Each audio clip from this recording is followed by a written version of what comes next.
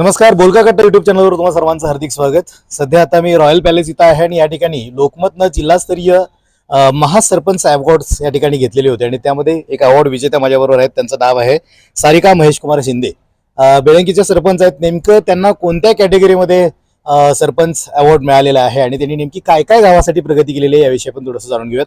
नमस्कार मॅडम। नमस्ते। आपली कॅटेगरी कोणती होती आणि आपण कोणत्या पद्धतीच्या सुधारणा गावासाठी केलेल्या आहेत त्याविषयी? शैक्षणिक सुविधाबद्दल मला हे अवॉर्ड मिळालेला आहे। तर जिल्हा परिषद शाळेमध्ये मी काही सुधारणा केलेल्या आहेत, त्याच्यासाठी माझं नाव सिलेक्टेड झालेलं आहे। तर त्यासाठी मला हा पुरस्कार मिळालेला आहे।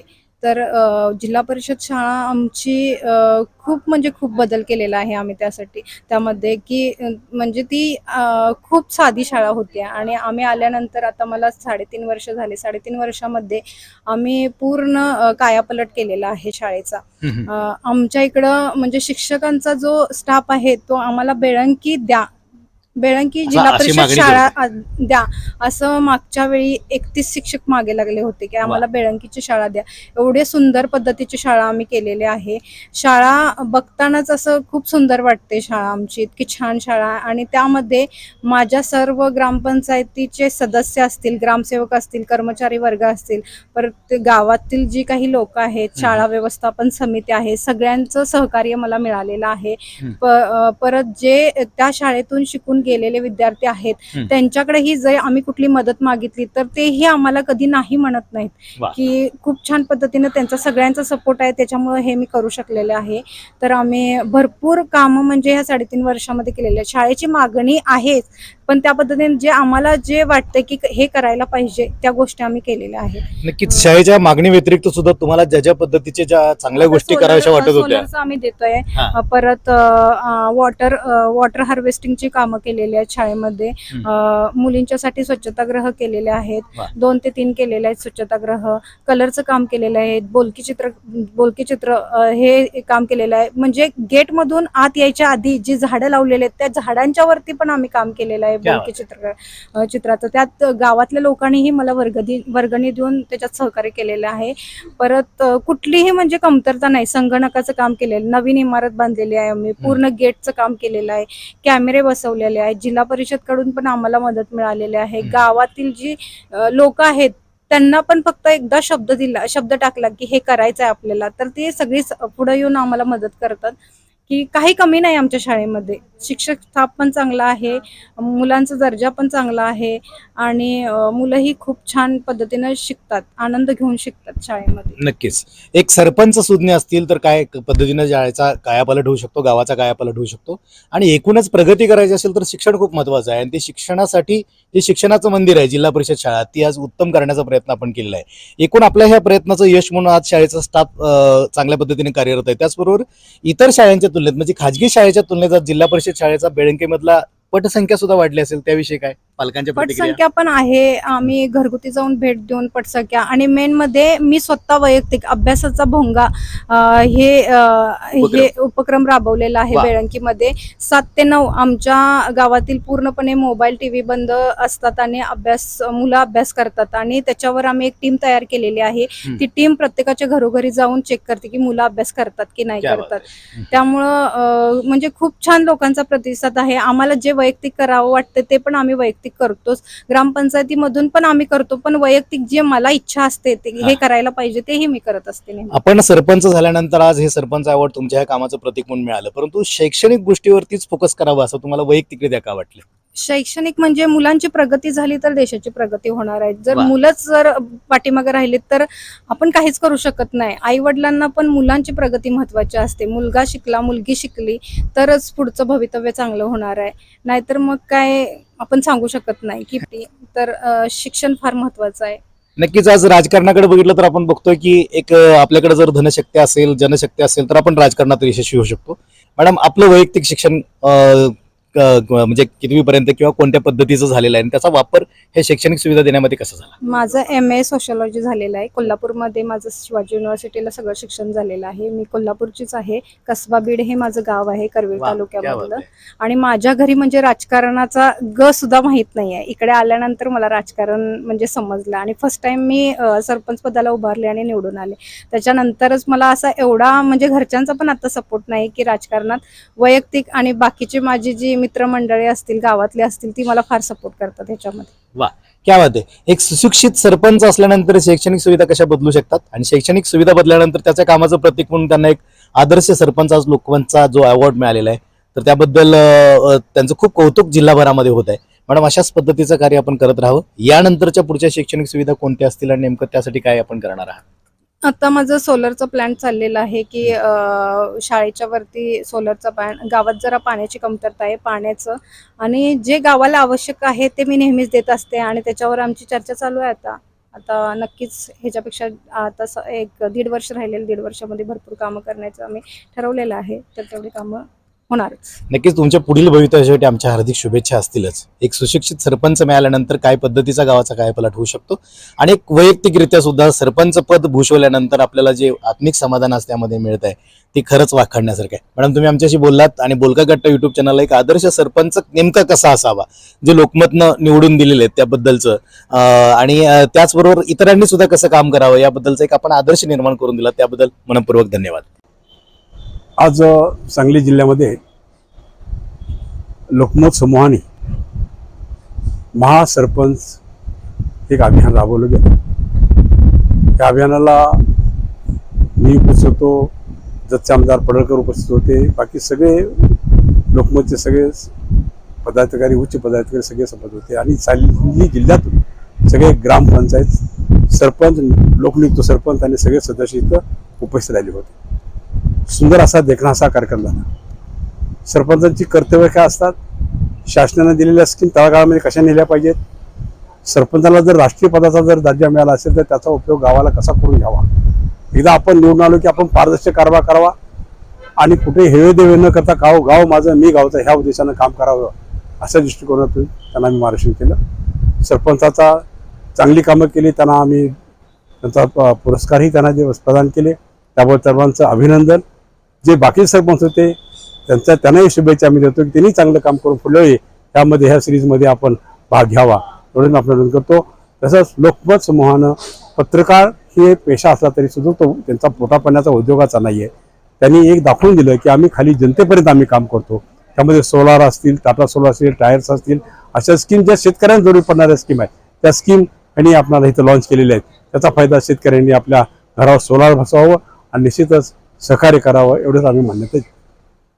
तर बोलका गट्टा व्हिडिओ चॅनलवर तुम्हा सर्वांचं हार्दिक स्वागत. मी आता सध्या सांगली इथे आहे आणि सांगली इथं दैनिक लोकमतनं सरपंच अवॉर्ड आज या ठिकाणी डिक्लेअर केलेले आहेत. या ठिकाणी वेगवेगळे सरपंच जे आहेत सांगली जिल्ह्यातले त्यांच्या वेगवेगळ्या कॅटेगरीज केल्या होत्या आणि त्यांनी ज्या ज्या क्षेत्रामध्ये काम केलं त्याचा गौरव करण्याच्या हेतूनं त्याचं एक मूल्यांकन कमिटीच्या माध्यमातून करण्यात आलं आणि त्यानुसार सरपंचांना गौरवण्यात आलं. आज आपल्याबरोबर जी व्यक्ती आहे नेमकं कोणत्या कॅटेगरीतून त्यांचं या ठिकाणी सिलेक्शन झालेलं आहे, त्यांचं गाव कोणतं आहे याविषयी आपण जाणून घेऊया. नमस्कार सरपंच साहेब, आपलं नाव आणि गाव. नमस्कार. शंकर मारुती चव्हाण, सुरूर, तालुका वाळवा, जिल्हा सांगली. आपली नेमकी कोणती कॅटेगरी आहे आणि आपण गावामध्ये असं कोणत्या पद्धतीचं विधायक काम केले जेणेकरून आपल्याला हे लोकमतचं महासरपंच अवॉर्ड या ठिकाणी आज मिळालेलं आहे? साहेब, हे अवॉर्ड होतं ते 14 कॅटेगरीमध्ये विभागलेले अवॉर्ड्स होते. 14 कॅटेगरीत प्रत्येक कॅटेगरीमध्ये ज्या ज्या सरपंचांनी उत्कृष्ट जिल्ह्यात काम केलं त्यांना त्या कॅटेगरीमध्ये मिळालं.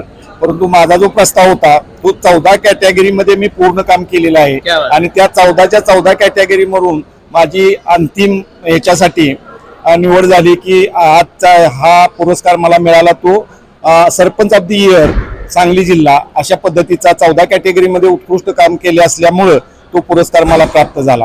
अरे वा, क्या बात आहे.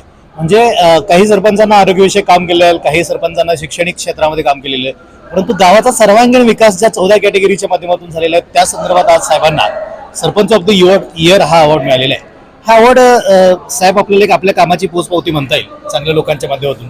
गावासाठी अशा नेमक्या कोणकोणत्या सुविधा आपण वेगळ्या पद्धतीने राबवल्या आहेत की जेणेकरून या अवॉर्डचं यश तुम्हाला आज मिळालेलं आहे? साहेब, ज्या वेळेला आपण सरपंच होतो तर सरपंच हा कुठल्याही पक्षाचा नसतो, तर तो गावाचा असतो असं मानून आपण गावासाठी झोकून देऊन काम केलं. मी सर्वसाधारण एक चांगल्या पद्धतीची नोकरी करून सेवानिवृत्त झालेला कर्मचारी असल्यामुळे प्रशासनाचं मला पूर्ण ज्ञान आहे आणि त्याचा उपयोग करून मी पंचायत समितीला 5 वर्ष सदस्य म्हणून काम केलेलं आहे. आणि त्यानंतर मला गावानं जी संधी दिली तर त्या संधीचा मी चांगल्या पद्धतीने उपयोग करून मी त्या 14 कॅटेगरीमध्ये जास्तीत जास्त इतर काम केलेलंच आहे, परंतु शिक्षण या विषयावर जास्त प्रमाणात काम केलंय. माझी शाळा वगैरे बघायला सगळं जजची टीम सुद्धा आली होती, सातारा जिल्ह्यातून टीम आलेल्या होत्या. चांगल्या पद्धतीची माझी प्रायमरी शाळा आहे आणि त्या ठिकाणी आरोग्याची चांगली मी सुविधा केलेल्या आहेत. स्वच्छ पाणी गावाला मिळण्यासाठी त्या ठिकाणी आपण चांगलं काम करत आहोत. म्हणजे या सर्व कॅटेगरीमध्ये रोजगारमध्ये असेल, वृक्षारोपण असेल, इतर सगळ्या कॅटेगरीमध्ये चांगल्या पद्धतीचं माझ्या ग्रामपंचायतीमार्फत माझ्या सदस्यांच्या सहकार्यानं, माझ्या गावाच्या सर्व नागरिकांच्या सहकार्यानं चांगल्या पद्धतीचं काम केलं, त्यामुळे हे यश प्राप्त होतंय. या सर्व यशाच्या पाठीमागं संपूर्ण गाव ठामपणे उभा राहिला, याचं कारण हे आहे. नक्कीच आपण जर काम करत राहिलो, कामाचं चांगल्या पद्धतीची पोचपावती आज माध्यमांच्या माध्यमातून सुद्धा आपल्याला मिळत आहे.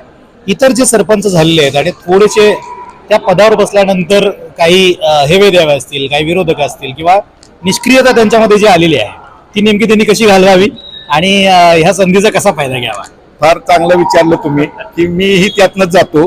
कारण जर काम जास्त करायला लागलं साहेब, तुम्ही आता या फील्डमध्ये काम करताय म्हणजे तुम्हालाही माहित आहे, जर काम करायला लागलं की विरोध वाढतो आणि तो विरोध कसा निश्चित कारण सगळ्यांच्या पाठीवर थाप मारून गोड बोलून त्यांच्याशी काम करावं लागतं. जर विरोधाला विरोध करत गेलो आपण तर तो विरोध वाढत राहतो. तर विरोध न करता आपणाला मुकपणानं आपणाला जे ध्येय आहे त्या ध्येयापर्यंत जाण्यासाठी फारसं कुणाचा विचार न करता आपण अगदी प्रामाणिक कष्ट असेल, प्रामाणिकपणानं काम करत असू तर विरोध किती होऊ दे त्यातनं आपण नक्की पुढे जाऊ शकतो. माझं इतर सरपंचांनाही सांगणं आहे की एक वेळ आपण ही अंगावर सरपंच पदाची शाल घेतली की ती पूर्णपणानं आपण गावाचं झालेलो आहे आणि विकासात्मक दृष्टिकोनातून, सर्वांगीण विकास करण्याच्या दृष्टिकोनातून, शाश्वत विकास करण्याच्या दृष्टिकोनातून जे शासन म्हणते 9 ओलमध्ये काम करा, तर हे वसुंधरा वाचवायसाठी जर काम करायचं असेल तर आपणाला सर्व सरपंचांनी, सर्व गावांनी एकमुखानं त्याच्यावर काम करावं लागेल. अशा पद्धतीनं काम केलं तर यश निश्चित मिळत असते. नक्कीच सरपंच म्हणलं की गावाचा मुख्य आपण ज्याला म्हणतो किंवा सरपंच हे गावाचं नाक आहे असं म्हणायला काही हरकत नाही. ज्या पद्धतीनं लोकांनी कौल देऊन आपल्याला सरपंच बनवलं आणि ज्या पद्धतीचा विश्वास आज आपल्यावर टाकलेला आहे तो विश्वास सार्थक केल्यावर आपण सगळ्या कॅटेगरीमधून एक सरपंच ऑफ द इयर हे अवॉर्ड जिंकलेलं आहे. आजचं यश कुणाला नेमकं समर्पित कराल आणि कशा पद्धतीने? आजचं हे माझं यश आहे, हे सर्व माझे सहकारी मित्र, माझ्यावर प्रेम करणारे सर्व नागरिक, मला सहकरणारे सर्व गावकरी मंडळी आणि माझे सर्व ग्रामपंचायतीची टीम, मला यामध्ये सर्व सहकार्य करणारे माझे ग्रामपंचायत अधिकारी, मला सहकार्य करणारे तुमच्या सर्व वृत्तपत्राच्या सर्व टीम की ज्यांनी मला आज या ठिकाणी पिक्चर मध्ये आणलं, या सर्व टीमला मी हे माझं यश समर्पण करू इच्छितो. आणि जास्तीत जास्त माझ्या गावातले जे माझे आदरणीय व्यक्ती होते जेवाय पाटील आप्पा म्हणून, तर ते यश ते आता माझ्यामध्ये हयात नाहीत, तर ते यश मी त्यांना अर्पण करेन. एक शेवटचा प्रश्न, माध्यम आपण ज्यावेळेला बघतो त्यावेळेला तटस्थपणे काम करत राहतात आणि तटस्थपणेच एखादा पुरस्कार जर आपल्याला मिळाला तर लोकमत सारख्या दैनिकांनी हा राबवलेला उपक्रम, त्याविषयी तुम्हाला काय वाटतं? दैनिक लोकमतच्या बाबतीत आपण काय नेमकं प्रतिक्रिया व्यक्त करायची?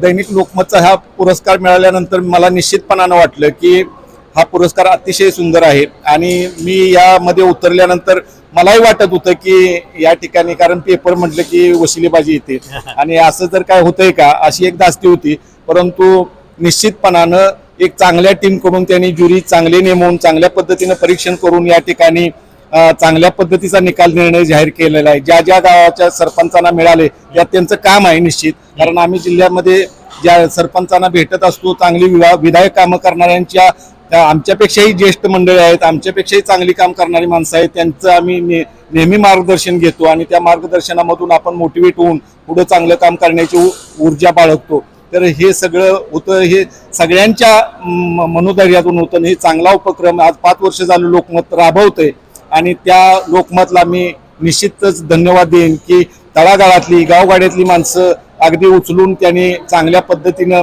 त्यांचं जे मोटिवेशन असते ते वाढवलेलं आहे. नक्कीच साहेब, आमच्याशी बोललात आणि त्याचबरोबर दैनिक लोकमतचं आपण भरभरून कौतुक केलेलं आहे आणि दुसरी गोष्ट आपल्या कार्याचा सन्मान म्हणून लोकमतनं सुद्धा अगदी तटस्थपणे हा पुरस्कार आपल्या पदरी आज या ठिकाणी बहाल केलेला आहे. एकूण आपल्या कामाची ही पावती आहे, कामाची प्रचिती आहे. आपलं काम असंच बहरत राहो आणि आपण ज्या पद्धतीने सांगितलंय की सरपंच या पदावर ज्यावेळेला आपण बसतो त्यावेळेला आपण कोणत्या पक्षाचे नसतो, कोणती जाती धर्माचे नसतो, आपण गावाचे असतो. गावासाठीचा हा विकास आपला नक्की घडत राहावा आणि शहराकडनं जाणारी जी काय सध्या पॉप्युलेशन आहे ती पुन्हा गावाकडे वळावी ही अपेक्षा व्यक्त करतो आणि तुम्ही केलेल्या कामाबद्दल शुभेच्छा देतो आणि तुम्ही आमच्याशी बोललात त्याबद्दल मनपूर्वक धन्यवाद. धन्यवाद साहेब.